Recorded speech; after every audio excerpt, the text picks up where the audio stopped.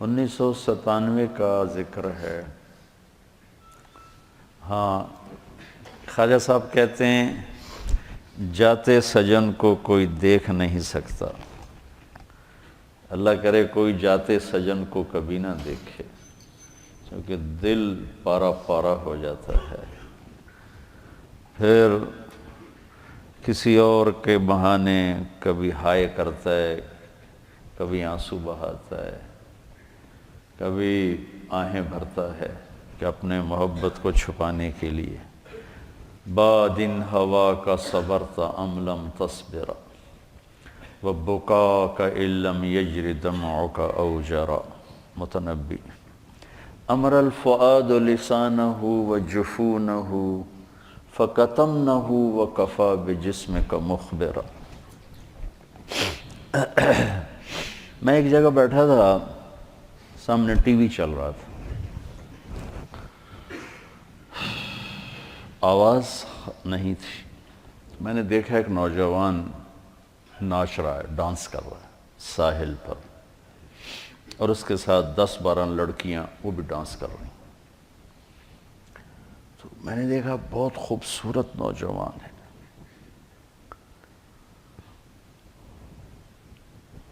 مجھے خیال آیا یہ جو اتنی بڑی گمراہی میں ہے اس کو ہدایت کیسے ملے گی، اور کون اسے جا کر اللہ کا پیغام سنائے گا۔ یہ وہیں بیٹھے بیٹھے ایک اس کی خوبصورتی اور جوانی پہ رحم آیا، ایک اس کے پلٹا کھانے کو میں نے بہت مشکل سمجھا، خیال آ کے گزر گیا، میں وہاں سے اٹھ گیا، کچھ دن اس کا نقش میرے دل دماغ پر رہا، پھر محو ہو گیا، مٹ گیا۔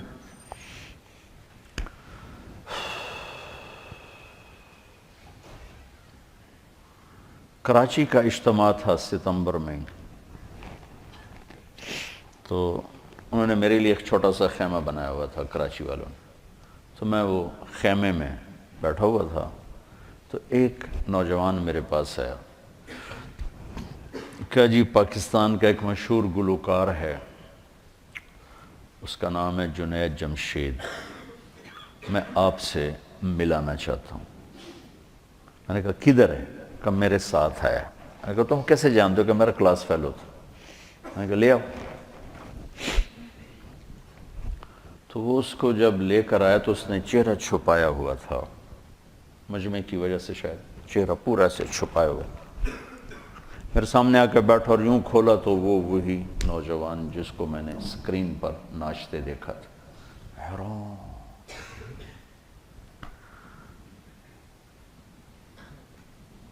تو میں نے کہا آپ کا نام؟ کہا جی جنید جمشید۔ میں نے کہا کیا کرتے ہو؟ کہا میرا موسیقی سے تعلق ہے۔ میں نے کہا گاتے ہو یا بجاتے ہو؟ کہا جی میں گاتا ہوں۔ کہ یہ جو دل دل پاکستان ہے یہ میں نے گایا ہے۔ اچھا اچھا اچھا، وہ تو بہت مشہور ملی نغمہ ہے۔ کہا ہاں جی وہ میں نے گایا ہے۔ اچھا، اس کے بعد میری اس سے کیا بات ہوئی، اب 20 برس ہونے کو ہیں، یاد نہیں، تاثر یاد ہے کہ اس نے آگے کیا جواب دیا۔ کہنے لگا میرا جی چاہ رہا ہے آپ بولتے رہیں اور میں سنتا رہوں، مجھے لگ رہا ہے جیسے کوئی میرے زخموں پہ مرہم رکھ رہا ہے۔ میرا ایک اور دوست بھی ہے، میں چاہتا ہوں میں اس کو بھی لے کر آؤں، سلمان، وہ بھی آپ کی باتیں سنیں۔ پھر تھوڑی دیر بعد اس نے کہا میں ایک سوال کرتا ہوں۔ ایک پاکستانی نوجوان جس گلیمر کو، گلیمر کہتے ہیں رعنائی، عیاشی، دنیا کی موج میلہ، جس موج میلے کو ایک پاکستانی نوجوان خواب میں دیکھتا ہے، وہ مجھے حقیقت میں حاصل ہے، میرے پاس ہے، لیکن اس کے باوجود میرے یہاں اندھیرا ہے۔ کیا یہ میرے یہاں اندھیرا ہے، یہ دل خالی ہے، مجھے یوں لگتا ہے میں وہ کشتی ہوں جس کا کوئی ساحل نہیں۔ جس کا کوئی گھاٹ نہیں، بے منزل مسافر ہوں. اچھا، بے منزل مسافر ہوں، یہ ایسا کیوں ہے؟ میری تو ہر خواہش پوری. میں نے کہا اللہ تعالیٰ نے انسان کو دو چیزوں سے بنایا ہے، ایک جسم ہے، ایک روح ہے. ان دونوں کی ضروریات الگ الگ ہیں. جس کی ضرورت پوری نہیں ہوگی وہ فریاد کرے. جسم کو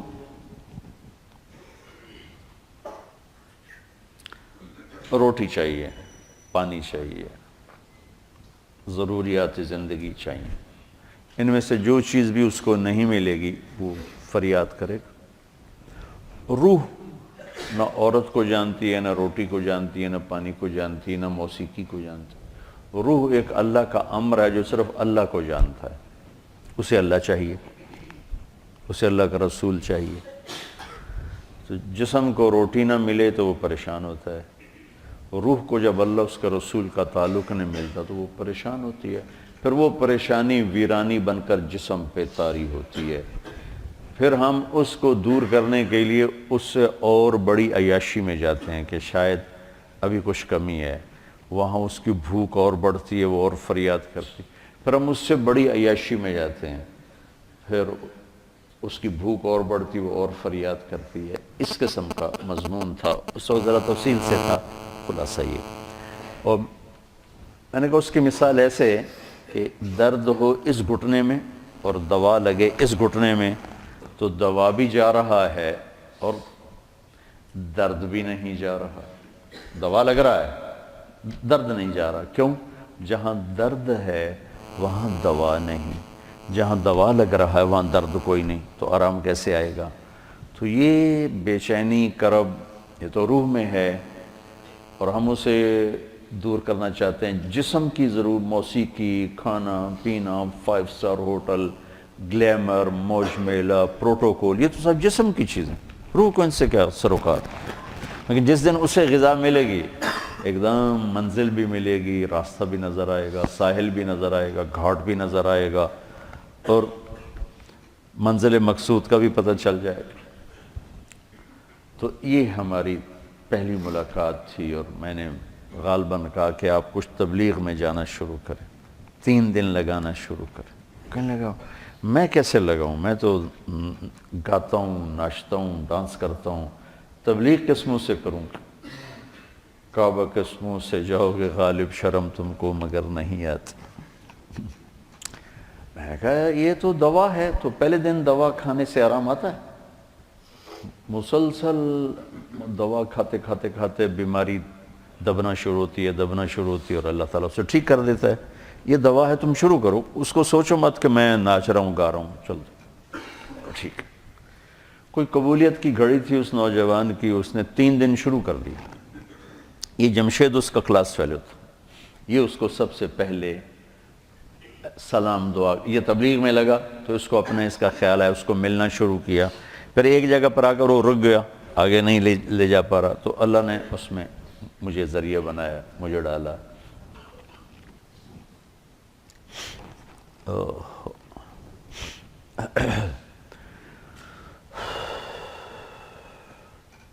نومبر 1997 میں 4 مہینے کے لیے میری تشکیل ہو گئی امریکہ. مستورات کی جماعت، میں اور اہلیہ اور لاہور کی جماعت تھی. میں لاس اینجلس میں تھا تو میں نے اسے فون کیا. تو اس زمانے میں یہ CLI پر نمبر نہیں آتا تھا، تو اور یہ اتنے موبائل فون یہاں اتنے تھے بھی نہیں، دوسرے فون تھے. تو میں نے اس کا فون نمبر لے لیا تھا. تو میں نے اس سے لاس اینجلس سے فون کیا. کہنے لگا آپ کہاں سے بول رہے ہیں؟ میں نے کہا میں امریکہ میں ہوں، لاس اینجلس میں. کہنے لگا نہیں. میں نے کہا وہیں سے ہوں. کہا قسم اٹھائیں، قسم اٹھائیں. میں نے کہا چھوٹی سی بات پہ کیسے قسم اٹھاؤں؟ کہا نہیں یہ بہت بڑی بات ہے. میں نے کہا کیوں؟ کہا میں ساری دنیا پھرتا ہوں، کبھی اپنی بیوی کو فون نہیں کیا، اب مجھے فون کیسے کر رہے ہیں؟ میں نے کہا یار تم سے محبت ہو گئی تھی اس لیے فون کر رہا ہوں. بس اس ایک فون نے نا اس کے دل میں میری محبت ڈالی. میں جب یہ حج پہ جاتا ہوں میرا 60-70 ہزار روپیہ صرف فون کا بل ہوتا ہے. 3000 تقریباً ریال میرا ہر سفر میں 15-20 دن میں میرا فون کا ہوتا ہے کہ میں ایسے ہی فون کرتا رہتا ہوں وہاں کا فون وہ ہزاروں بیانوں سے بڑھ کر ہوتا ہے۔ بیان تو ایک چھوٹی سی چیز ہے۔ مولانا نیاز صاحب رحمۃ اللہ علیہ فرمایا کرتے تھے کہ تبلیغ میں بیان کا اتنا ہی حصہ ہے جتنا جسم میں زبان کا۔ 6 فٹ کے جسم میں 5 فٹ 10 انچ 8 انچ کے جسم میں 2 انچ کی زبان ہے، کہ اتنا ہی تبلیغ میں زبان کا حصہ ہی بول کا بیان کا۔ باقی لوگوں کو دل لینے کے لیے پتہ نہیں کیا کیا جتن ہے، تو اس پر اتنا اثر ہوا اس بات کا کہ انہوں نے مجھے امریکہ سے فون کیا، تو پھر میں اسے پورے سفر میں فون ملاتا رہا، اب یہاں ہوں، اب کیا حال ہے۔ تو اللہ نے اس کے دل میں میری محبت ڈال دی۔ پھر وہ چلے کے لیے نکلا، پہلے اس نے چلے لگا، 3 چلے نے چلے لگا، ریمنڈ آیا ملا، میں نے بڑا پروٹوکول دیا، بہت پیار محبت ہنسا کھیڈا۔ تو کرتے اس نے 3 چلے لگا، 3 چلے کے لیے نکل پڑا۔ یہ غالباً 2001 یا 2 اس کا مجھے پورا یاد نہیں ہے، تو اس وقت یہ 3 چلے کے لیے نکلا۔ تو اس نے مجھے بالا کوٹ سے فون کیا کہ مولانا میں اس وقت بالا کوٹ کی ایک پرانی مسجد ہے، اس میں ہماری جماعت ہے، باہر فرش ٹوٹا ہوا ہے، اس پر ایک پھٹی ہوئی چٹائی ہے، اس پر میں لیٹا ہوا آپ کو فون کر رہا ہوں، اور جس سکون چین کو میں 5 سٹار ہوٹلوں میں ڈھونڈتا تھا وہ مجھے یہاں اس ٹوٹی ہوئی مسجد اور پھٹی ہوئی چٹائی پہ مل چکا ہے۔ مجھے یوں لگ رہا ہے میں ہوا میں اڑ جاؤں گا، بعین ہی اس کے یہ الفاظ تھے۔ تو میں نے کیا جواب دیا یاد نہیں، لیکن غالباً میں نے یہی کہا کہ اب روح تک اس کی غذا پہنچ گئی تو موج ہو گئی۔ یہ اس نوجوان کا ابتدائی سفر تھا۔ اس کا ماضی کیا تھا؟ گلیمر کی دنیا میں، شوبز کی دنیا میں اتنا بڑا موسیقی میں سٹار آج تک نہیں پاکستان میں نہیں ہے، پاکستان میں کوئی نہیں ہے۔ اتنا بڑا نام کسی نے نہیں بنایا نہ کمایا۔ میں آپ کے استادوں کو بھی بتا رہا تھا، لندن میں ہر سال ایک میلہ لگتا ہے جس میں پوری دنیا کے بڑے فنکار، ہر ایک نہیں، بڑے جواد وسیم جیسے نہیں، بڑے فنکار بلائے جاتے ہیں، اور اس میں جو پھر وہ ریٹنگ لیتے رہتے ہیں سارے ملکوں سے، پورے دنیا میں ٹاپ لیول کا جو سٹار ہوتا ہے اس کے لیے خیمہ درمیان میں نصب کیا جاتا ہے، اور اس پر اس کا سپر سٹار فلاں یہ ہوتا ہے، اور باقی خیمے چھوٹے چاروں طرف ہوتے ہیں، رہتے وہ ہوٹل میں ٹھہرے ہوتے ہیں، لیکن وہ اس میلے میں نمائندگی کے لیے ان کو چند گھنٹے وہاں بٹھایا جاتا ہے، پھر لوگوں کا آنا، پھر باقی گانا بجانا، یہ سب کا۔ میں جب پہلی دفعہ وہاں انوائٹ ہوا، مدعو کیا گیا، تو میرا خیمہ لگا ہوا تھا، تو بیچ میں جو خیمہ تھا سپر سٹار وہ امیتابھ بچن تھا، اور سپر سٹار امیتابھ بچن۔ مجھے خیال آیا کہ میرا نام بھی کبھی آ سکتا ہے، تو میں نے خود ہی کہا کہ نہیں، تیری یہ اوقات نہیں کہ تیرا نام یہاں آئے۔ 4 سال کے بعد میں جب اس میلے میں گیا تو میں دیکھ کے حیران ہوا کہ بالکل درمیان میں سپر سٹار جنید جمشید، وہ خیمہ میرے نام کا۔ یہ بلندی کی انتہا ہے، یہاں سے وہ چٹائی پر آیا، معمولی سفر میں، آج سارا ملک رو رہا ہے۔ اور اب آج صبح ہی ایک بچی نے کینیڈا سے فون کر کے مجھے رلا دیا، میں تو پہلی 4 دن سے رو رہا ہوں، تو اس نے پھر مجھے رلا دیا۔ میں نے ایسا غم کسی کی موت پہ نہیں دیکھا۔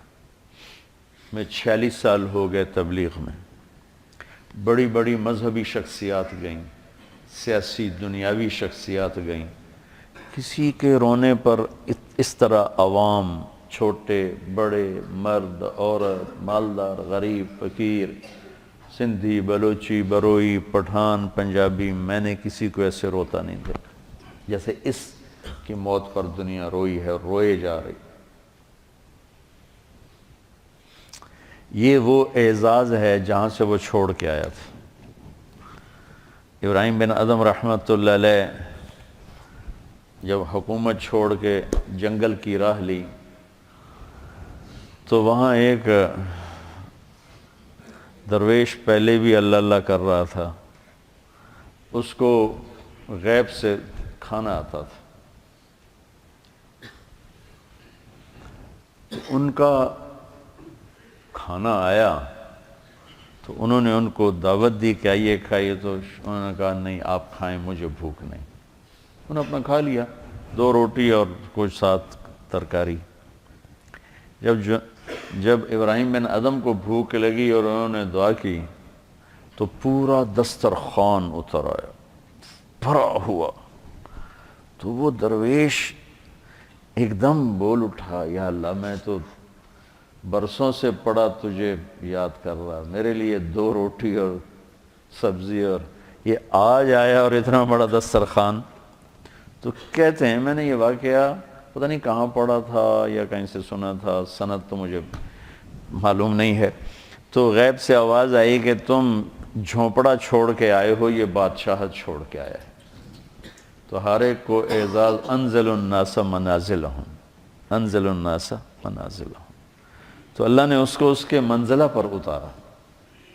واللہ میں نے ایسا سوگ، ایسا ماتم، ایسا رونا میں نے نہیں دیکھا۔ جنہوں نے کبھی اس کو دیکھا بھی نہیں وہ بھی روئے جا رہے ہیں۔ اتنی بڑی جگہ سے نیچے آنا، تمہیں کوئی ممبر سے اتار دینا تو تم کفر کے فتوے اور بغاوت پہ آ جاؤ۔ کہاں سے وہ اترا ہے؟ یہ سروزہ جماعت کا امیر بدل دو نا، تو جس کو بدلو اس کو غصہ چڑھو کہ مجھ سے امارت چھین لی۔ تبلیغ والوں نے اس کی قدر نہیں کی، مکی مسجد والوں نے اس کی تشکیلیں بند کر دیں کہ یہ تو اپنی ترتیب پہ چلتا ہے۔ میں تمہارے استادوں سے کہہ رہا تھا کہ ہاتھی کو ٹوکرے میں کوئی بٹھا سکتا ہے؟ اس کے لیے تو اس کے حساب سے ہی دروازہ چاہیے۔ ہاتھی والوں سے دوستی ہو تو دروازے بڑے کرو، ہے نا، مثل مشہور ہے۔ بھائی آپ مسجد وار کام نہیں کر رہے، اصل میں آپ مسجد وار کام نہیں۔ ارے بھائی وہ مسجد وار کام کیا ہے؟ یہ تو ہمارے جیسے کے لیے مسجد وار کام۔ تو اس پر ایک لگ گیا کہ اپنی تبلیغ پہ چلتا ہے، تبلیغ کا یہ اصول نہیں، تبلیغ کا یہ طریقہ نہیں۔ اللہ نے تبلیغ میں شہادت دے کر کہا میرا ہی طریقہ، یہ میرا ہی کام کر رہا ہے، یہ میرا ہی کام کر رہا ہے۔ وہ جہاں گیا اس نے اللہ کا پیغام سنا، کلبوں میں بڑے بڑے ہال جہاں داخلے کا ٹکٹ پتہ نہیں کتنے 100 پاؤنڈ ہے، وہاں سے جا کے اللہ کی بات سنا، اللہ کے نبی کا گیت گائے، اللہ کے نبی کی بات سنائی۔ 6 بر اعظم میں ہر بڑے ملک میں اللہ نے اس کو پھرایا، اور آخر میں اپنے نام پہ موت دیکھ کے اپنے پاس بتائی۔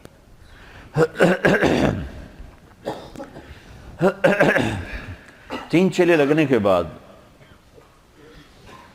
اب اس کو کام تو کوئی آتا نہیں، بالکل سادہ، دنیا کے لحاظ سے کچھ پتا، بہت ہی سادہ۔ جب اس نے پہلی البم بنائی نا، البم نعتوں کو، وہ جو تھی، ہاں پہلی البم بنائی نا جلوہ جانا، تو مجھ سے کہنے لگا میں نے البم بنائی ہے تو میں سوچ رہا ہوں میں اس کا نام کیا رکھوں۔ میں نے کہا کیا رکھو؟ کہ میں سوچ رہا ہوں عمل میں بالمعروف نہیں عن المنکر رکھ۔ تیری عقل کو سلام، ارے بے وقوف، یہ کوئی رکھنے کا نام ہے؟ کہنے لگا پھر آپ بتائیں۔ میں نے کہا اس کا نام رکھو جلوہ جانا۔ تو انہوں نے کہا واہ واہ، اس میں تو موسیقی ہے۔ جلوہ جانا اس میں تو موسیقی ہے. تو اس نے پھر ساری اس کی جو البمز ہیں اس کے نام میں نے رکھے. کہ وہ بنا لیتا پھر مجھ سے کہتا نام بتائیں, پھر پتہ نہیں آگے کیا کیا نام, سب نام میں نے اس کے رکھے تھے. تو بہت سیدھا تھا دنیا کے لحاظ سے. تو جب موسیقی چھوڑی تو کمائی ختم, اور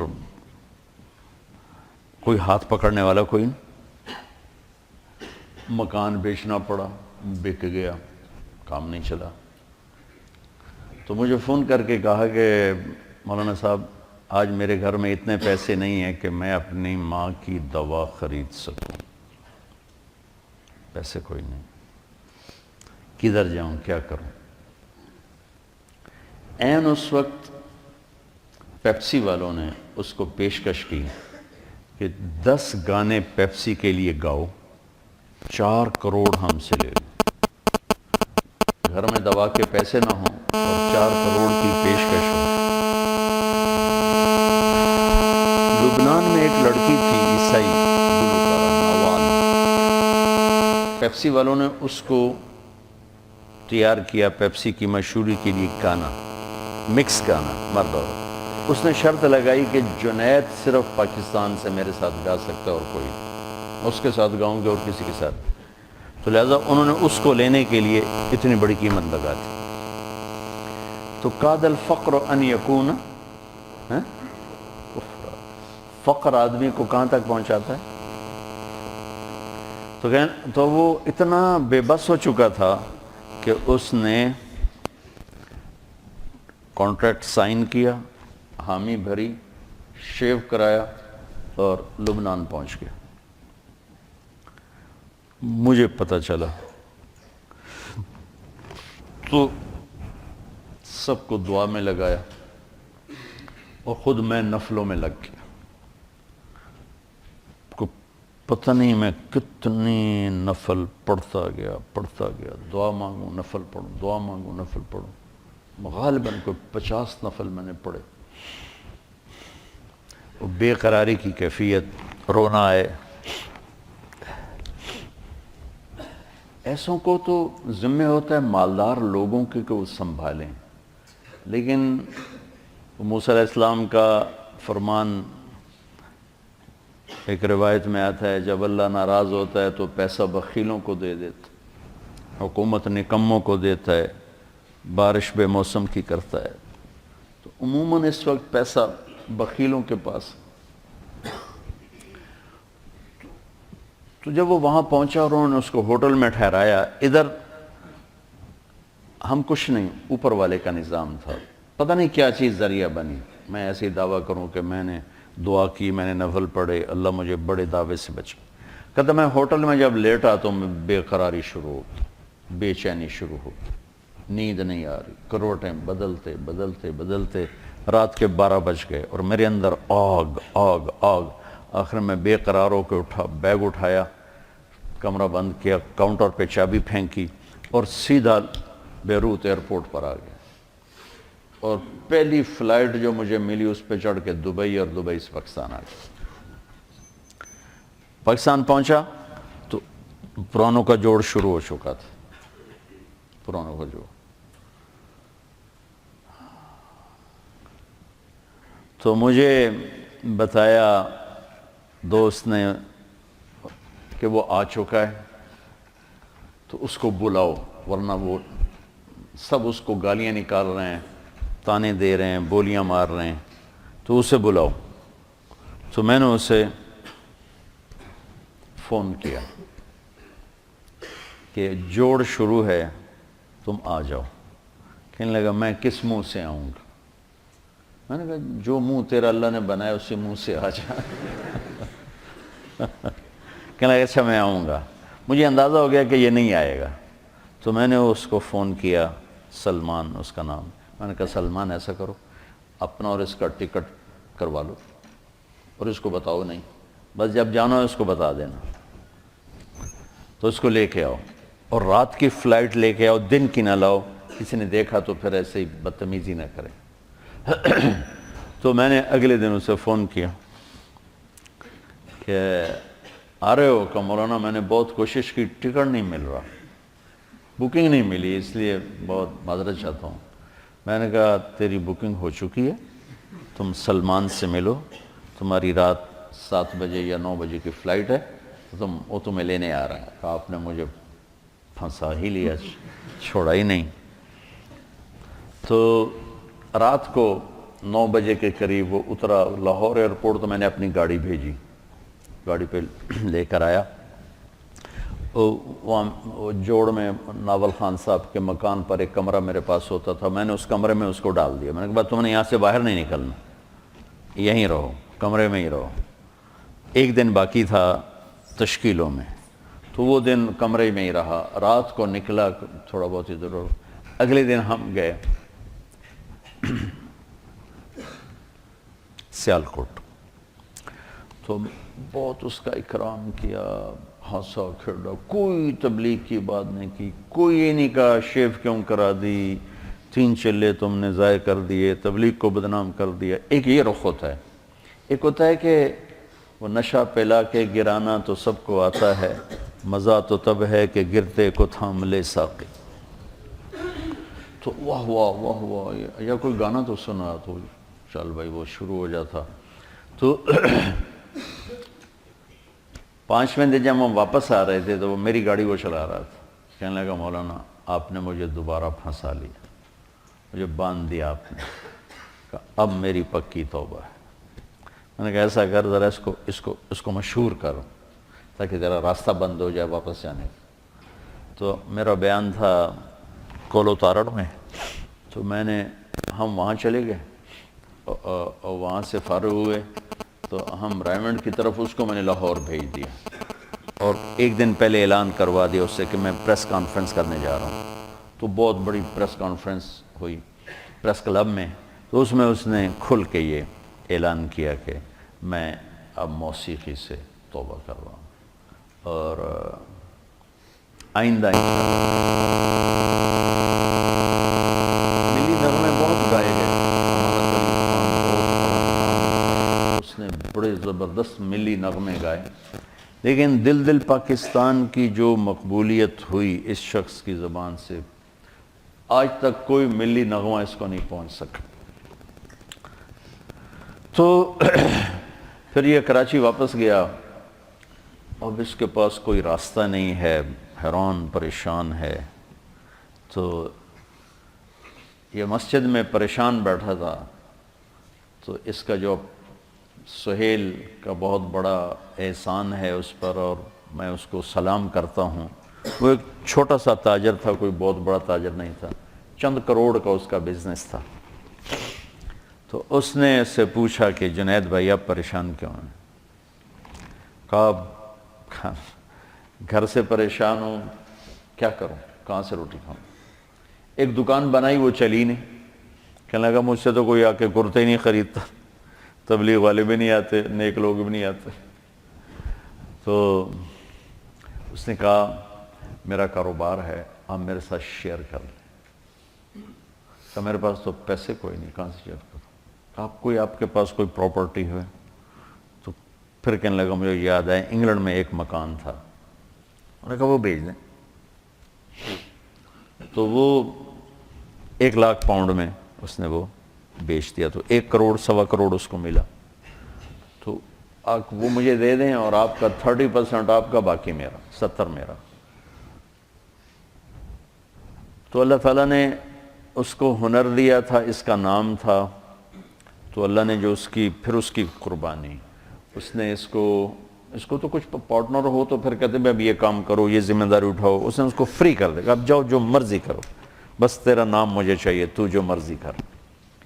تو اس وقت ان کا برانڈ پاکستان کا سب سے بڑا برانڈ بن چکا، اور حیرت کی بات ہے یہ بڑے بڑے نام والے گل احمد اور کھاڑی اور کیا کچھ، کتنی لڑکیوں کے اشتہار چھاپ رہے ہیں، پورے پاکستان کو لڑکیوں سے بھر دیا، ان کا ایک اشتہار نہیں ہوتا لڑکی کا، اور پاکستان کا سب سے بڑا برانڈ ہے، کئی سال سے ہر سال ٹرافی لے رہے ہیں، ایکسپورٹ کی ٹرافی یہ لے رہے ہیں۔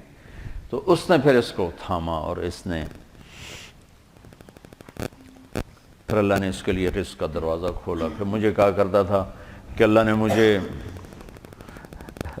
موسیقی میں اتنا نہیں دیا جتنا حلال راستے سے کہ موسیقی کا پیسہ تو اتنا بے برکت تھا، آتا تھا پتہ نہیں کہاں چلا جاتا، میں ہر وقت فقرا رہتا تھا، اور اللہ تعالیٰ نے اس کا ہاتھ پکڑا اور رزق کے دروازے کھولے، پھر ساری دنیا میں مقبولیت کے دروازے کھولے، اور پوری دنیا پھر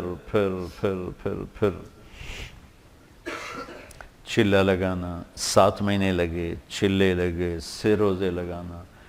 اب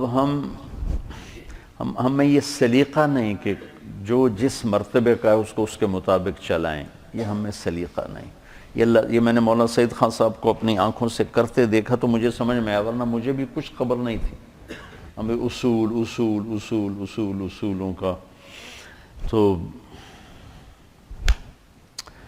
میرے نبی کا انداز یہ نہیں تھا جریر بن عبداللہ کے لیے چادر بچھا رہے ہیں، ابو بکر کے لیے نہیں بچھائی، جریر بن عبداللہ کے لیے بچھائی، یمن کے شہزادے ہیں، ان کو اپنی چادر پیش کی، اس پر بیٹھو۔ عدی بن حاتم کو سرانہ پیش کیا، اس پر بیٹھو۔ تو انزل الناس منازلہم میں ہم سے نا وہ پہچان نہیں ہو پاتی، تو ہم بڑے بڑے ہیرے ضائع کر بیٹھتے ہیں۔ پھر اللہ تعالیٰ نے اس کا جانا جلدی لکھا تھا۔ میں گیا جمعے کو ان کے ہاں، تو اس کی بیگم بہت رو رہی تھیں، وہ کہہ رہی تھیں کہ مجھے آج کل کہہ رہا تھا کہ دیکھو عائشہ میرے پاس ٹائم تھوڑا ہے، جلدی کر لو بچوں کی شادیاں، اور دیکھو تم ناراض نہ ہونا، میں نے اللہ سے اب اس کے راستے کی شہادت مانگی ہے، تو تم پریشان نہ ہونا میرے بعد، میرے بچے تمہاری خدمت کریں گے، سہیل بھائی تمہاری ضرورتوں کا خیال رکھیں گے، میں نے اللہ سے شہادت مانگی ہے، مجھے لگتا ہے میری عمر بس 52 سال ہی ہے، 52 سال کی عمر میں انتقال ہو۔ تو کہنے لگی میں نے اس سے کہا تیری ماں 75 سال کی عمر میں مری، تیرا باپ 80 سال کی عمر میں مرا، تو کیوں ابھی سے موت کر رہا ہے؟ کہتا بس مجھے لگتا ہے میرے 52 سال ہی ہیں، لہٰذا پریشان نہ ہونا میرے بعد، اللہ تمہیں ضائع نہیں کرے گا، تمہارے بچے تمہاری خدمت کریں گے، سہیل بھائی تمہاری ضرورتیں دیکھیں گے۔ تو میں نے اپنے اللہ سے مانگا کہ میں اس کے راستے میں اپنی جان دوں، تو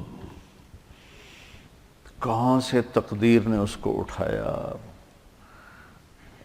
امریکہ سے انگلینڈ آیا، انگلینڈ سے کراچی آیا، کراچی سے لاہور آیا، تو لاہور تھا تو سعید چلی کی جماعت میں چل رہا ہے وہاں چترال، اس کا فون آ گیا کہ میری نصرت کے لیے آؤ، سہیل کو بھی اس کو بھی، تو تیار ہو گیا، ٹھیک ہے میں آتا ہوں، اور سہیل کو بھی اس نے تیار کیا، مجھے بھی فون کیا آپ بھی چلو، تو سہیل نے بھی کہا، میں نے کہا ٹھیک ہے آپ لوگ تو چلو، میں بھی دیکھتا ہوں اگر موقع ہوا تو میں بھی چلتا ہوں آپ کے ساتھ، میں تو کبھی چترال گیا نہیں، چلو آپ کی برکت سے میرا بھی سفر ہو جائے گا، کاش آپ میں سے کوئی بچہ مجھے اس جیسے اخلاق والا مل جاتا۔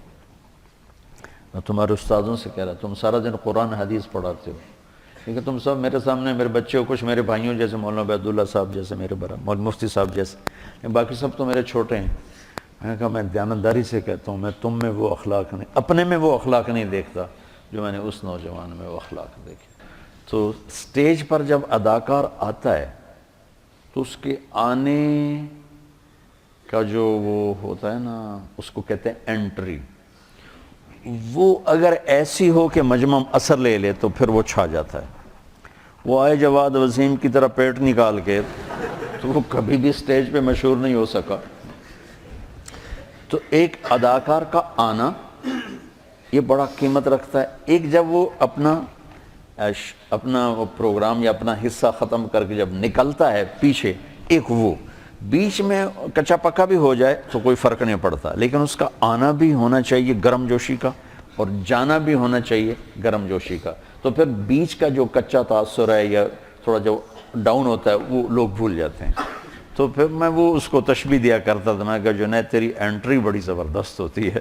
مجھے اتنے لوگ فون کرتے ہیں، کبھی کوئی ایسے نہیں گرم جوشی، کبھی کسی نے مجھے اتنی گرم جوشی سے کبھی نہیں کہا مولانا مولانا مولانا، چاہے دن میں 10 دفعہ فون کرو، اسی گرم جوشی کے ساتھ بولو۔ یہ میرے والد مرحوم میں عادت تھی کہ وہ جس کو ملتے تھے آؤ جی ایسے کر کے ملتے تھے، تو لوگ ساری زندگی یاد رکھتے تھے۔ وہ پہلی انٹری ایسی ڈالتے تھے، حالانکہ وہ بڑے غصے والے تھے، لیکن پہلی انٹری ایسے آؤ جی آؤ جی آؤ جی، تو وہ لوگ ساری زندگی یاد رہے. اب مجھ سے وہ ہوتا ہی نہیں ہے. ایک دفعہ ہمارا نائی، میں نے شاید پہلے بھی سنایا آپ کو، عبدالشکور مرحوم فوت ہو گیا. مجھ سے کہنے لگا مولانا صاحب توڑے دیرے آمن دی کوئی چس کوئی نہیں، آپ کے دیرے آنے کا کوئی مزہ کوئی نہیں. میں کہا کیوں؟ اچھا میں نے اس کو گھر بنوا کے دیا، اس کا سارا خرچہ میرے ذمے، اس کے بچوں کا، اس کی بیگم کا، اس کی بیماری کا، بچوں کی شادی کا، بچیوں کی شادی کا، سارا خرچہ میرے ذمے، سال کی گندم سارا میرے ذمے. میرے باپ نے ایسا کبھی نہیں کیا تھا، شاید کبھی 5-10 روپے دیتے ہوں اس توتے کے. اور یہ سارا کچھ میں کر رہا ہوں، اور اب اس کے مرنے کے بعد بھی اس کا وظیفہ اسی طرح چل رہا ہے، میں نے اس کو بند نہیں کیا. لیکن گرم جوشی اور ٹھنڈے پن کا کتنا اثر ہوتا ہے. کہنے لگا مولانا صاحب توڑے دیرے آمن دی چس کوئی. میں کیوں؟ کہ جب میاں صاحب ہوندے ہیں یعنی میرے والد، تو جو ہی میں گیٹ پہ آتا تو دور سے کہتے آؤ بھائی عبدالشکور آ گیا، ایتھنا دے ہاتھ ہوندے ہیں آؤ بھائی عبدالشکور آ گیا، او بشیر آ 2 بندیاں دی روٹی لے آ. کھاتا زیادہ تھا تو کہ 2 بندیاں دی روٹی لے آ. تو اس کو 2 کی بجائے، میرے باپ کا پروٹوکول کیا تھا، 2 کی بجائے 4 روٹیاں، ٹھیک، اور ایک آؤ بھائی آؤ بھائی. میں یہ نہیں کر سکا، ٹھیک ہے. اور میں نے کیا کیا میں نے آپ کو بتا دیا ہے. اب وہ سارا اس نے 0 کر دیا، اور میرے باپ کا یوں ملنا اس نے 100 کر دیا. اور کہنے لگا توڑے کو لاویدہ ملن واسطے منہ توڑا ایدے ہوندہ مسافر تسی ایدے کر دے تو کی ملنا. اس کو یہ دیکھو میری ساری خدمت اس نے کیسے 0 کر دی.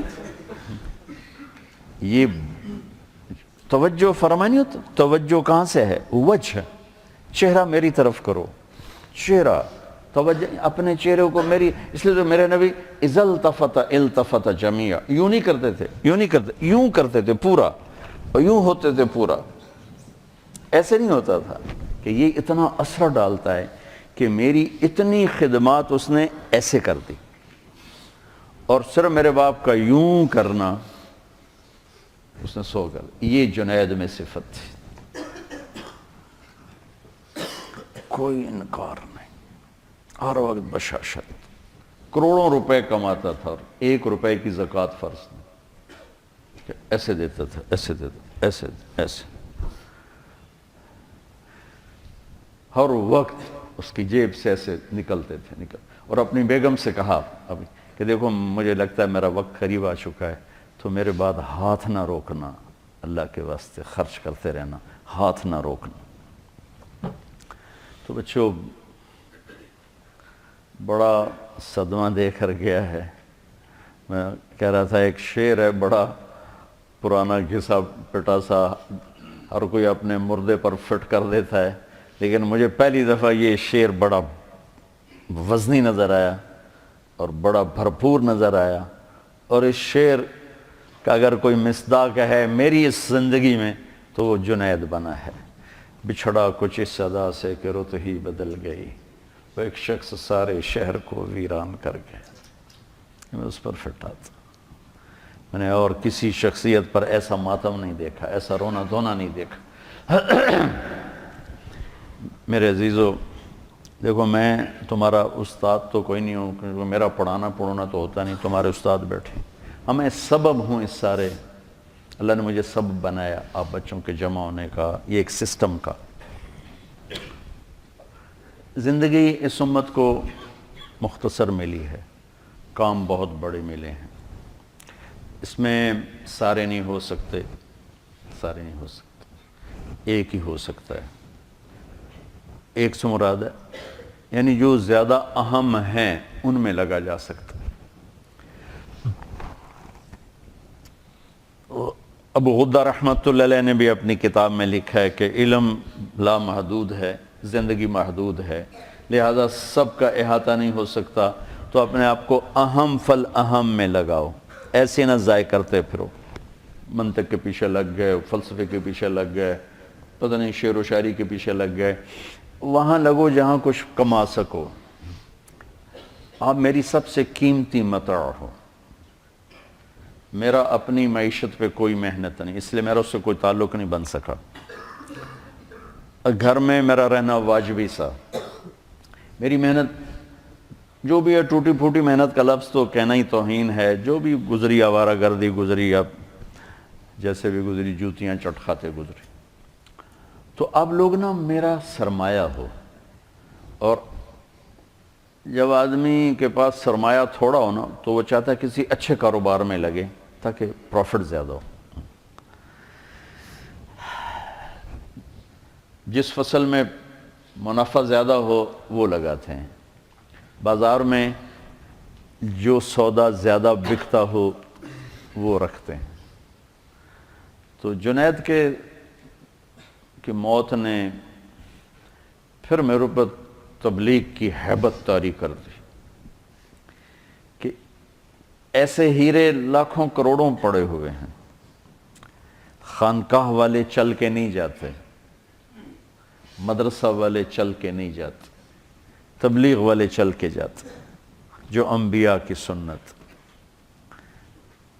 جو انبیاء کا شیوا ہے کہ گالیاں کھا کے پھر دستک دینا، یوں بیٹھنے والوں کو سنانا، اصابعہم فی آذانہم اور واستغشوا ثیابہم، کون سنائے گا؟ کسی میں طاقت ہے؟ اللہ کے بندے نوح علیہ السلام نے 950 سال ایسی قوم کو سنایا، تو اللہ نے تحفہ کیا دیا، کل عالمین کو چھوڑ کر آپ کو سلام پیش کرتا ہے آپ کا رب، بے طلبوں میں جانا، ایسے ہیروں کو ڈھونڈنا۔ اچھا میں کبھی تقابل نہیں کرتا، میں متعصب نہیں ہوں کہ میں کہوں بس یہی ہے اور کچھ نہیں ہے، جہاں سے ایک آدمی کو بھی فائدہ ہو رہا ہے اس کو بھی سلام کرتا ہوں۔ تمام دین کی محنتوں کی میرے دل میں عظمت ہے، قیمت ہے، مجھے کسی ایک کو اختیار کرنا ہے تاکہ مجھے بھی فائدہ ہو، تو میں اس میں لگنا چاہتا ہوں جس کا نفع مجھے دنیا اور آخرت میں زیادہ ملے، چونکہ ٹائم بھی تھوڑا ہے، عمر بھی تھوڑی، اسباب بھی تھوڑے ہیں، کام بے شمار ہیں، تم خالی راستے سے پتھر ہٹانے پر بھی لگ جاؤ تو اللہ اس پر بھی بہت بڑی جنت عطا فرما دے۔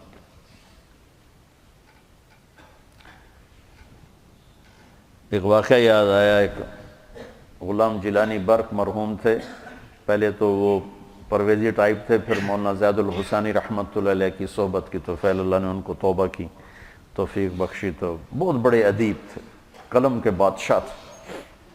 تو ان کی کتاب میں ایک واقعہ تھا کہ ایک شخص کسی عورت پہ عاشق ہو گیا، وہ ایک جادوگر کے پاس گیا کہ مجھے کوئی عمل کر کے دے، یہ میرے قابو میں آ جائے۔ اس نے کہا جاؤ پہلے 40 دن اللہ کی نافرمانی کرو، کوئی کام نیکی کا مت کرو حتیٰ کہ تیرا دل سیاہ ہو جائے، پھر میرا جادو اثر کرے گا۔ تو وہ نفس میں وہ کیا ہے، بیس العبد عبد ہون یضلہ، وہ ہے سب سے بڑا غلام، گندا غلام جو اس کو خواہش کھینچ رہی ہو۔ وہ کرتا رہا، 40 دن کے بعد اس نے آ کر کہا کہ میں نے کر دیا، اس نے عمل کیا، اثر نہیں ہوا۔ وہ کہنے لگا مجھے تو نہ خدا ہے ملا نہ وصال صنم، میرے تو دو میں گلنا گئی ہیں، تو میرے نال کی کیتا ہے؟ وہ کہنے لگا ادھر بیٹھ جا، سوچ 40 دن میں کوئی نیک کام کیا؟ کہنے لگا کوئی نہیں کیا۔ کہ میں نہیں مانتا، یہ ہو ہی نہیں سکتا، تو یہاں بیٹھ سوچ کوئی 40 دن میں نیک کام کیا؟ وہ سوچتے کہنے لگا اور تو کچھ بھی یاد نہیں، جا رہا تھا راستے میں پتھر پڑا تھا، میں نے ایک طرف کر دیا کسی کو ٹھوکر نہ لگی۔ تو جادوگر کی ہائے نکلی کہ لعنت ہے تجھ پر کہ تو ایسے کریم رب کا نافرمان ہونا چاہتا ہے جس نے ایک چھوٹی سی نیکی پر تیرے ایمان کو سلامت رکھا۔ کہ میرا جادو چلتا ہی اس وقت ہے جب ایمان رخصت ہو جائے، تو توبہ کر اور میں کلمہ پڑھتا ہوں۔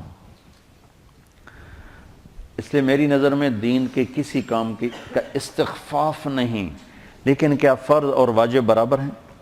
بولو، واجب اور سنت برابر ہیں؟ سنت اور سنت غیر مؤکدہ برابر ہیں؟ نفل اور سنت برابر ہیں؟ تو میرے عزیزو، اس وقت جس جگہ تم طاقت لگا کے دنیا اور آخرت میں بہت بڑی کمائی کر سکتے ہو وہ تبلیغ ہے۔ اگر آپ دائیں بائیں کوئی ذکر میں چل پڑا، کوئی کتابیں لکھنے میں چل پڑا، یہ سارے میں سلام کرتا ہوں، واللہ میرے دل میں کسی کی کمی نہیں، یہ کل علی خیر، کل علی خیر۔ تو میں چاہتا ہوں اپنی طاقت تبلیغ میں لگاؤ، تبلیغ میں لگاؤ، تبلیغ میں لگاؤ۔ اور خاص طور پر یہ جو زمانہ تعلیم ہے، اس میں تو ہمارے اکابر طلبہ کو بیعت نہیں کرتے تھے، طلبہ کو ذکر نہیں دیتے تھے کہ تمہاری توجہ بٹ جائے گی۔ اور آج کل کا تو تمہاری وہ استعدادیں ظرفی بہت تھوڑے ہیں، شاید 2-4 دن کے بعد تم اپنے آپ کو خود ہی خلیفہ بنا کے بیٹھ جاؤ، اس کا بھی ڈر ہے۔ اور آج کل جو خلافت بٹ رہی ہے، میں درد سے کہہ رہا ہوں، کوئی تنقیدیں میرے اپنے ہیں، لیکن آج جو خلافت بٹ رہی ہے آنسوؤں کے سوا میں کچھ نہیں کر سکتا۔ تو دیکھو میں ہاتھ جوڑتا ہوں، اپنی طاقت کو تبلیغ میں لگاؤ۔ مجھے پتہ ہے ہر پھول کی قسمت میں کہاں ناز عروسہ، کچھ پھول تو کھلتے ہیں مزاروں کے لیے، ہر کلی پھول نہیں بنتی اور ہر دانہ درخت نہیں بنتا، چاہے مالی سارا زور لگا دے۔ مالی دا کم پانی لانا بھر بھر مشکاں پاوے، مالک دا کم پھل پھل لانا لاوے یا نہ لاوے۔ آہا کیا ہے، میاں محمد بخش جیسا شاعر پنجابی میں کوئی نہیں گزرا، اردو میں اقبال جیسا شاعر کوئی نہیں گزرا، اور پنجابی میں میاں محمد بخش جیسا شاعر کوئی نہیں گزرا۔ یہ وہ ارشاد فرما رہے ہیں، مالی دا کم پانی لانا بھر بھر مشکاں پاوے، مالک دا کم پھل پھل لانا لاوے یا نہ لاوے۔ میری تو تمنا ہے، ہم جب بیج ڈالتے ہیں تو ہماری تمنا ہوتی ہے ہر دانہ درخت بن کے نکلے اور ہر پودا پھلدار ہو کے نکلے، لیکن ایسا نہیں ہوتا۔ تمنا میری ضرور، تم تو ہوئی تھوڑے سے کہ تم میں سے ہر ایک کے اندر پوری دنیا کے انسانوں تک اللہ کا پیغام پہنچانے کا جذبہ ہو۔ جب تم یہاں سے فارغ ہو جاؤ، چاہے تم کتابیں لکھو، دارالافتاء میں بیٹھو، تم کسی خانقاہ میں بیٹھو، یہ سب کلن علی خیر میں نے پہلے کہہ دیا ہے، لیکن میں نے اپنی وجہ ترجیح بتا دی ہے کہ اگر اپنی طاقتوں کو تبلیغ میں کھپاؤ گے تو آپ کو اس کا بہت بڑا نفع واپس آئے گا۔ اس میں جنید جیسے ہیرے کتنے دریافت ہوں گے۔ تبلیغ کا کام طوائفوں کے کوٹھوں تک پہنچا ہے، شراب خانوں تک پہنچا ہوا ہے، افریقہ کے جنگلوں میں پہنچا ہے، جہاں کبھی جب سے سورج انہیں دیکھ رہا ہے اور چاند بھی حیرت زدہ ہو کے ان کی جہالت کو دیکھتا ہے، جنہیں دیکھ کر زمین آسمان روتے ہوں کہ یہ کیا ہیں، ان کانگوں کے جنگلوں میں تبلیغ پہنچی اور اسلام پہنچا۔ علماء کی ایک محفل تھی سعودیہ میں اور تبلیغ والوں پہ برس رہے تھے، اہل البدع، اہل الجہل، اہل فلاں، اہل فلاں۔ ایک وہاں کیمرون کے عالم بیٹھے ہوئے تھے، وہ جماعت لے کر گئے تھے کانگو کے جنگل میں، جہاں پہلی دفعہ ایک مخلوق ہے ہزاروں سال سے آباد، ننگے رہتے ہیں، ننگے، اتنے اتنے قد، مرد عورت، سوئی چبھے یا سانپ کاٹے، علاج جنگل سے ہے، باہر کی دنیا کو نہیں جانتے، کھانا پینا جنگل ہے، جنگل کے جانور ان کی غذا ہیں، جنگل کے پھل ان کی غذا ہیں۔ پہلی دفعہ وہاں جماعت گئی اور انہوں نے 300 آدمی مسلمان کیے، جو اب 5000 ہو چکے ہیں، اور اب اور پتہ نہیں آگے کتنے ہو چکے ہیں۔ تو مولانا صاحب نے تھوڑی سی کارگزاری سنائی، تو سارے علماء ایک دم محو حیرت ہو گئے، کہنے لگے بھائی ہمیں نہیں پتہ تھا کہ یہ کام یہاں تک پہنچ چکا ہے۔ پھر اگلے سال ایک ان میں سے ان کا سردار حج پر آیا تو اس نے ان سارے علماء سے ان کو ملا کہ یہ اس کا ثبوت ہے، یہ حج کے لیے آیا ہوا ہے۔ میرے عزیزو، باغباں کی تو خواہش ہوتی ہے کہ ہر غنچہ کھلے بھی، پھلے بھی، پھولے بھی۔ میری تمنا ہے، میری درخواست ہے، سب کی قدر، سب کی عظمت، واللہ میرے دل میں کسی کی کمی نہیں ہے۔ اس تھوڑی سی زندگی میں وہ کروں جس کا نفع زیادہ ملے۔ تھوڑا سرمایہ والا اپنے سرمایہ کو ضائع کرنے سے ڈرتا ہے کہ کہیں کھو نہ بیٹھو، تو اس امت کو زندگی کا سرمایہ تھوڑا ملا ہے، وہاں لگاؤ جہاں اس کی واپسی بہت زیادہ ہو۔ وہ اس وقت تبلیغ میدان میں چہار دانگ اس کی خوشبو ہے۔ تو مجھے اللہ نے اس قافلے کے ساتھ جوڑے رکھا۔ آپ بچوں سے بھی یہی چاہتا ہوں، نہ آپ کا علم پختہ ہے، نہ صحبت پختہ ہے، نہ تجربہ ہے، تو دو چار کتابیں پڑھ کے اپنی رائے قائم مت کرو، نہ کہیں کھڈے میں گر جاؤ گے۔ ہم آپ کو زبردستی تو نہیں کر سکتے ہیں، لیکن اپنے دلوں کے دروازے ہماری آواز کے لیے کھلے رکھو، اپنے دماغ کے ریشوں کو ہماری بات کے لیے کھلا رکھو، کل آپ اس کا نفع اٹھاؤ۔ میں نے اپنے بڑوں کی ہر ناگواری کو برداشت کیا اور کبھی اعتراض نہیں پیدا ہونے دیا۔ ٹھیک، اللہ مجھے اس کا نفع دے رہا ہے، اللہ مجھے اس کا نفع دکھا رہا ہے۔ تو تم مجتہد نہ بنو بچوں، خود اپنی رائے قائم نہ کرو، یہ ہے اور یہ ہے، بہت چھوٹا سا ہمارے پاس۔ تو پھر ویسے ہم نے نصاب چھوٹا کر دیا ہے، یہ 8 سال والوں کو 7 سال کر دیا، اب 7 سالوں کو 6 سال کر دیا، تو اب 3 جگہ تم تقسیم نہیں ہو سکتے ہو، لہذا یا تعلیم میں لگو یا تبلیغ میں لگو، جب فارغ ہو جاؤ پھر جو تمہارے جی میں آئے، چاہے جو مرضی کرنا۔ مجھے 8 سلسلوں میں خلافت حاصل ہے، 8، یہاں 4 ہیں نا، چشتیہ، قادریہ، سہروردیہ، نقشبندی۔ مجھے 8 سلسلوں میں 4 جو ان کو مجھے نام بھی نہیں آتا۔ خلیفہ غلام احمد صاحب رحمۃ اللہ علیہ کا پیغام آیا، نقشبندی سلسلے کی بہت بڑی شخصیت تھی، اور حضرت لاہوری رحمۃ اللہ علیہ سے بھی خلافت تھی۔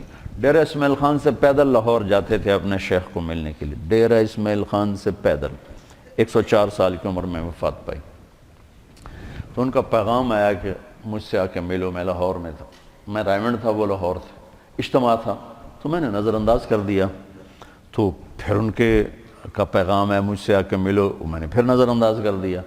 میں کہا حضرت مجھے تو تصوف کی الف بے کا نہیں پتہ۔ کہا بس میں نے آپ کو دینی ہے۔ پھر ادھر انگلی رکھ کے پتہ نہیں کیا کیا، پھر ادھر کچھ کیا سے سوراخ ہوا کہ نہیں ہوا یہ تو اللہ رسول جانے۔ پھر انہیں میری خلافت لکھوائی۔ 4 جو یہاں معروف ہیں، 4 اور جو میں نے پہلی دفعہ ہی سنے ہیں، پتہ ان کے نام کہیں وہ پرچہ پڑا ہوگا، میں نے سنبھال کے رکھا ہوا تو تھا، لیکن وہ میں ایسے مجہول سا ہوں اپنی چیزوں کے بارے میں۔ تو 8 سلسلوں میں مجھے خلافت دی، لیکن میں تمہیں دیانتداری سے کہہ رہا ہوں، تمہارا فائدہ تبلیغ میں لگنے میں ہے۔ مولانا یوسف لدھیانی صاحب رحمۃ اللہ علیہ نے مجھے خلافت دی، اور میرے لیے جو سب سے بڑی باعث برکت ہے نا، وہ سید نفیس الحسینی شاہ صاحب رحمۃ اللہ علیہ کی نسبت۔ تو بچوں آگے فقیرانہ اے صدا کر چلے، میاں خوش رہو ہم دعا کر چلے۔ کرنا نہ کرنا تو آگے تمہارا کام ہے، بتانا ہمارے ذمہ ہے۔ سو کوشش کی ہے کہ آپ کو بتا دیا جائے، احباب جمع ہے، میر حال جلد کر پھر اتفاق سے دیکھے دوستان کرنا۔ چلو جنید کے لیے تھوڑی دعا کرو، اللہم لک الحمد کما انت وصلی علی محمد وقمنا ما انت انک انت التواب الرحیم۔ یا اللہ یہ سارا مجمع تیرے نیک نیک نیک نوجوانوں کا ہے، ان کے استادوں ہوں یا مدرسے کے ملازم ہوں یا یہ بچے پڑھنے والے ہوں، یہ سب تیری راہ کے مسافر ہیں، سب شربان شعور کی عبادت کر رہے ہیں۔ یا اللہ ان کے اٹھے ہوئے ہاتھوں کی سارے شہدائے اس جہاز کو، خاص طور پر میرے دوست، میرے بھائی جنید سیدھی کو اپنی شایان شان درجات عطا فرما، ان کی بخشش فرما، ان کے درجے بلند فرما، ان کی کمی کوتاہیاں معاف فرما۔ یا اللہ، یا اللہ، یا اللہ، زندگی بھر میں جو اس سے غفلت ہوئی، کوتاہی ہوئی، تو بہت قدرت والا ہے، اپنے فضل و احسان سے اس کو معاف کر دے۔ اس نے ساری زندگی تیرے نبی کی نعت سنائی، تیری تعریف کی، تیرے سامنے اس نے ایک مناجات ایسی گائی ہے یا اللہ کہ وہ جب بھی سناتا تھا ہمارے دل پگھلتے تھے، ہمارے آنسو بہتے تھے۔ یا اللہ وہ تیرے پاس پہنچ چکا ہے، ہماری دعا ہے یا اللہ کہ تو اہل ایمان کو وہاں جمع کرے اور اس سے کہے اٹھ اور کھڑا ہو، سنا الہی تیرے در پر بھکاری بن کے آیا، الہی تیری چوکھٹ پہ بھکاری بن کے آیا۔ یا اللہ مدتوں ہم نے یہ مناجات سنی، مینا میں سنی، عرفات میں سنی، مکہ میں سنی، اور یا اللہ ہم آنسوں سے روئے اس کی دردناک آواز نے۔ وہ خود بھی روتا تھا، ہمیں بھی رلاتا تھا۔ یا اللہ آج وہ تیری بارگاہ میں پہنچ، میرا جی چاہتا ہے یا اللہ تو اہل ایمان کو جمع کرے، ان کی ارواح کو جمع کرے، فرشتوں کو جمع کرے، اور تو ان سے کہے میرے بندے اٹھ اور سنا، الہی تیری چوکھٹ پر بھکاری بن کے سراپا عجز فقر و نلوت لے کے آئے۔ اے اللہ ہم بھی تیرے پاس راستے میں ہیں، کب آنا ہے تجھے زیادہ پتہ ہے، لیکن ہم بھی میرے مولا بھکاری ہیں، عجز و ندامت ہے، دامن خالی ہے، نیکیاں بھی گناہ نظر آتی ہیں، گناہوں کا بوجھ تو پہلے ہی بہت زیادہ۔ اے اللہ ڈر لگتا ہے پتہ نہیں کس حال میں تو واپس بلائے گا میرے مالک۔ تو نے فضل فرمایا، ساری زندگی نیک نامی کے ساتھ گزر، نیک لوگوں کے ساتھ گزروائی، ان خوبصورت نوجوانوں کے ساتھ گزروائی۔ اے اللہ، یا اللہ، اے میرے مالک تیری بے نیازی سے ڈر بھی کرتا ہے، تو سمجھ تو غنی ہے، ہم فقیر ہیں،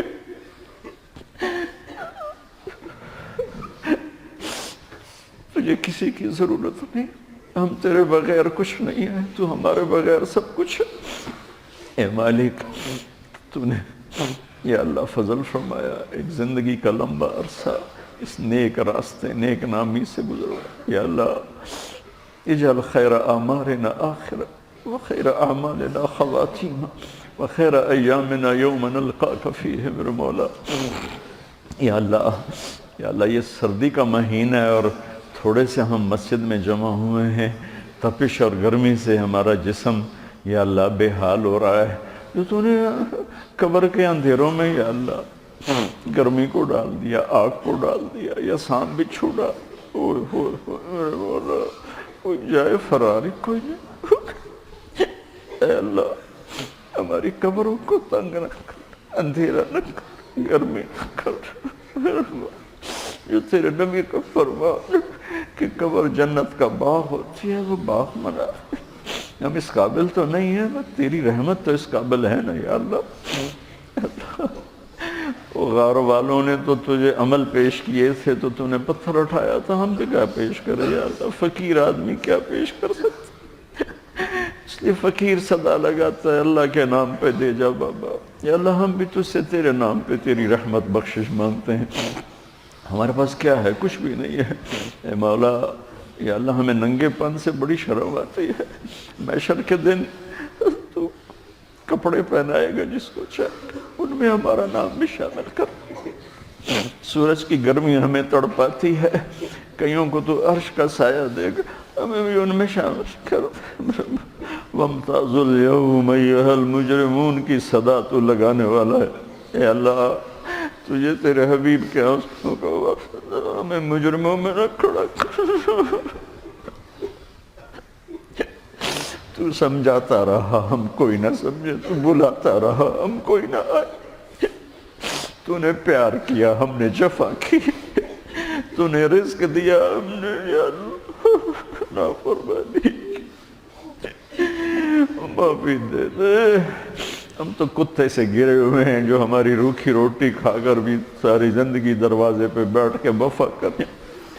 تیری نعمتوں کی بارشیں موسلادھار، تیری عطا کی حد نہیں، ہماری جفا کی حد نہیں ہے، بس مہربانی کر دے یا اللہ، ان بچوں کو قبول فرما، ہمارے اس سلسلے کو قبول فرما، ہم سب کو اس دعوت کے مبارک کام میں قبول فرما، ہمارے مدرسہ کے اساتذہ، ان کے اہل عیال اولادیں، ہمارے مدرسہ کے ملازمین، ان کے اہل عیال اولادیں، ہم یہ بچے یا اللہ ہم سب پر عافیت کی چادر ڈال دے، رحمت کی چادر ڈال دے، محبت کی چادر ڈال دے، قبولیت کا تاج سر پہ سجا دے، دنیا میں بھی باعزت زندگی دے، خاتمہ بھی باعزت دے، واپسی بھی باعزت ہو۔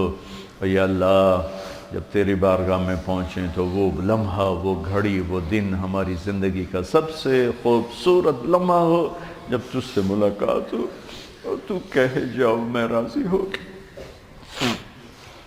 ربنا آتنا فی الدنیا حسنہ وفی الآخرۃ حسنہ وقنا عذاب النار، وصلی اللہ تعالی النبی الکریم، آمین۔